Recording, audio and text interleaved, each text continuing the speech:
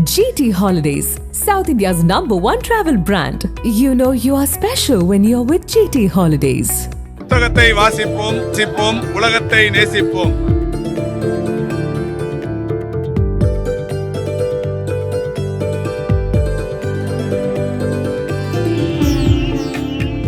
சென்னை நந்தனம் YMCA மைதானத்தில் ஆண்டுதோறும் புத்தக காட்சி நடைபெறும்.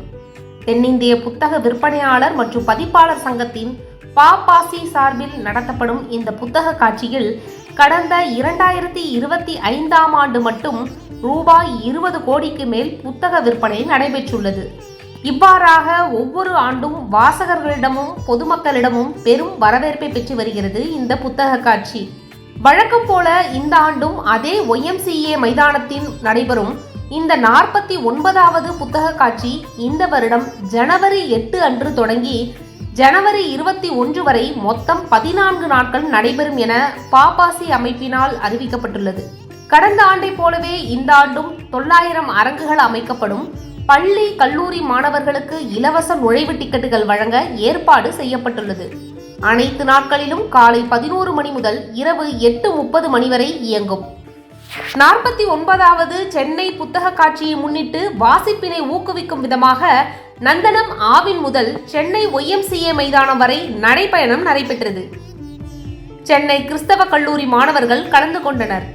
இந்த நிகழ்வில் சுகாதாரத்துறை அமைச்சர் மா சுப்பிரமணியன், பள்ளிக்கல்வித்துறை அமைச்சர் அன்பில் மகேஷ், சென்னை மாநகராட்சி மேயர் பிரியா மற்றும் நக்கீரன் ஆசிரியர் ஆகியோர் கலந்து கொண்டு தொடங்கி வைத்தனர்.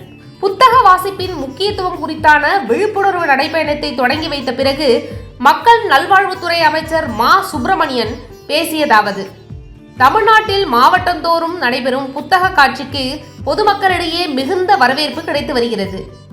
இது மிகவும் பெருமையாக உள்ளது.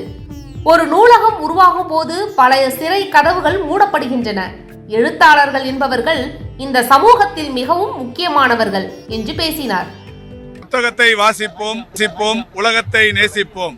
நூலகங்களும் நூல்களும் பதிப்பகங்களும் நூலாசிரியர்களும் எழுத்தாளர்களும் எந்த அளவுக்கு இந்த சமூகத்தில் முக்கியமானவர்கள் என்பதை மக்கள் நன்கு அறிவார்கள். அந்த புத்தக கண்காட்சியை பொறுத்தவரை இன்றைக்கு தொடர்ந்து இந்த அரசு பொறுப்பேற்றதற்கு பிறகு மாவட்டந்தோறும் புத்தக கண்காட்சிகள் நடைபெற்று கொண்டிருக்கிறது.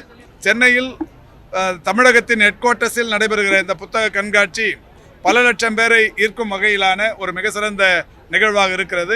பள்ளி கல்வித்துறை அமைச்சர் அன்பில் மகேஷ் பேசுகையில், நூலகத்தின் பொற்காலம் திமுக அரசின் ஆட்சி காலம்தான். திமுக அரசு பொறுப்பேற்ற பிறகு மாவட்டந்தோறும் புத்தக காட்சிகள் நடைபெற்று வருகின்றன. அதற்கு பொதுமக்களிடையே மிகுந்த வரவேற்பு கிடைத்துள்ளது. அடுத்து வரும் 50வது புத்தக காட்சியையும் முதலமைச்சர் தான் தொடங்கி வைப்பார். வருடந்தோறும் இந்த புத்தக திருவிழாவை திறந்து வைப்பது மட்டுமல்லாமல் இதற்கான நிதியையும் வழங்குவார். பள்ளி கல்லூரி மாணவர்களுக்கு இந்த நிகழ்வு வருங்காலத்தை உருவாக்க உறுதுணையாக இருக்கிறது. இந்த விழாவை ஏற்பாடு செய்த எங்கள் குடும்பத்தைச் சேர்ந்த நக்கீரன் ஆசிரியருக்கும் அமைச்சர் மா சுப்பிரமணியனுக்கும் மேயர் பிரியாவுக்கும் நன்றியை தெரிவித்துக் கொள்கின்றேன் என்றார்.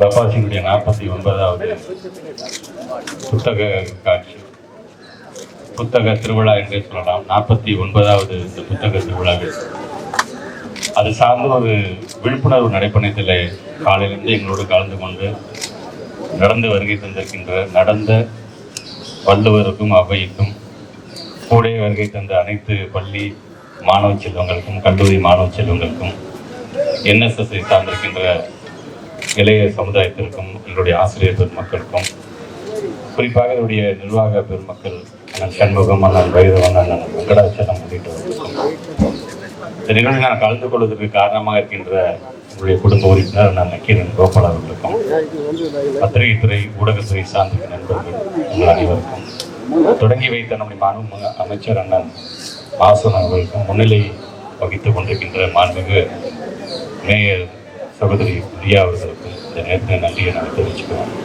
குறிப்பாக நம்முடைய முத்தமிழ் கலைஞர் தான் அடிக்கடி நமக்கு சொல்லக்கூடிய வார்த்தை இருந்தது: புத்தகத்தில் உலகை படித்தால் அனுபவம் தலைக்கும், உலகையே புத்தகமாக படித்தால் அறிவு செழிக்கும் என்கின்ற அந்த வாசகத்தோடு இன்றைக்கு முழுமையாக இந்த வாசிப்பு என்கின்ற ஒரு விழிப்புணர்வை நாம் ஏற்படுத்தியிருக்கின்றோம். அதுவே புத்தக திருவிழாவில் மட்டுமல்ல, பள்ளிக்கூட அளவிலிருந்தே நாங்கள் தொடங்கி கொண்டிருக்கின்றோம். ஆக ஒவ்வொரு ஆண்டும் இது போன்ற புத்தக திருவிழா பப்பாசி நடக்கும் பொழுது நிறைய ஸ்டால்ஸ் கொடுக்குறோம். பல லட்சம் பல கோடிக்கு இன்றைக்கு விற்பனை ஆகுதுன்னு சொல்லும் பொழுது இது வெறும் ஏதோ பணத்தின் அடிப்படையில் அல்ல, இது நம்முடைய அறிவின் அடிப்படையில், நம்முடைய எண்ணத்தின் அடிப்படையில் இது அமைந்திட வேண்டும் என்பதற்காகத்தான் ஏதோ சென்னையில் மட்டும் இல்லாமல் நம்முடைய ஆட்சி வந்ததிலிருந்து தொடர்ந்து ஒவ்வொரு மாவட்டமாக இது போன்று நாம் நடத்தி கொண்டிருக்கின்றோம். நமக்கான பெருமை. இது பப்பாசி என்று சொல்லும் பொழுது இது எங்களுடைய முத்தமிழ் கலைஞருடைய அமைப்பாகத்தான் இதை நாங்கள் பார்க்கின்றோம். அதனால தான் தொடர்ந்து ஒவ்வொரு ஆண்டும் ஒரு 75 லட்சம் ரூபாய் இதுக்கென்று ஒதுக்கீடு செஞ்சோம். கொரோனா காலம் என்று வரும்பொழுது அவருக்கு ஏற்பட்ட அந்த இழப்பை ஈடுபட செய்கின்ற விதமாக கூடுதலாக நிதியும் வழங்கியது நம்முடைய திராவிட மாடல் அரசு. ஆக அந்த விதத்தில் இன்றைக்கு இந்த விழிப்புணர்வு நடைபயணம் இது ஒரு நாளில் முடிஞ்சிடக்கூடாது. பத்திரிகை துறை, ஊடகத்துறை சார்ந்த நண்பர்கள், உங்களுடைய மிகப்பெரிய பொறுப்பு என்பது இந்த நல்ல செய்தியை நாட்டு மக்கள் கொண்டு செல்கின்ற பணியில் நீங்கள் உங்களை முழுமையாக ஈடுபட்டுக் கொள்ள வேண்டும். உங்களோடு சேர்ந்து ஒரு அறிவு சார்ந்த சமுதாயத்தை அனைவரும் ஒன்று சேர்ந்து நாம் படைப்போம் என்று சொல்லி இந்த நடைபயண விழிப்புணர்வு நடைபயணத்தை இந்த அளவில் நாங்கள் நிறைவு செய்கிறோம். நன்றி, வணக்கம். நக்கீரன் டிவிக்கு சப்ஸ்கிரைப் செய்யுங்கள். உங்கள் ஆதரவே எங்கள் பலம்.